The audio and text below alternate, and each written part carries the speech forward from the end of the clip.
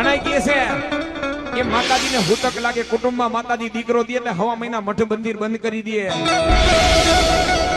માતાજીના દીવાબત્તી બંધ કરી દે, માતાજીના ધૂપે બંધ કરી દે. શું માતાજીએ ગુનો કર્યો? પરિવારમાં દીકરો દીધો? ઈ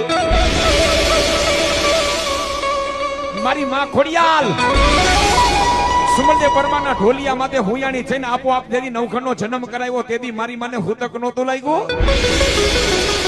તેથી હુતક ક્યાં ગયું? તો આ તો માણસો બધા હાલી નીકળ્યા છે. જેટલી અંધશ્રદ્ધા હોય ને ત્યાં કુટુંબ દુખી થાય.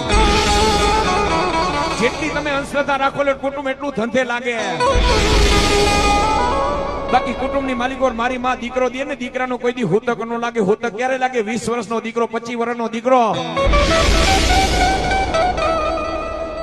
આ લોક છોડીને પરલોક હોયા જાય તેથી માતાજીના મઠમાં તમે જઈને દર્શન કરજો. મારી માના તેજમાં ઝાખપ આવી જાહે. મારી માને એમ થાય કે મારી વાડીમાંથી છોડવો ઓછો થઈ ગયો, હવા મહિનો તેથી માતાજી મઠમાં નથી જાતી. મિત્રો મારી માને ત્યારે હુતક લાગે. બાકી કુટુંબમાં મારી માં દીકરો દે કોઈ દી હુતક નો લાગે. આપોઆપ નવખંડનો જન્મ કરાવ્યો તો અરે એટલું તો નહીં પણ હારિયા તેથી નવખંડે ગર્ભવતી મારી ખોડિયાલે પાઈ દી બા.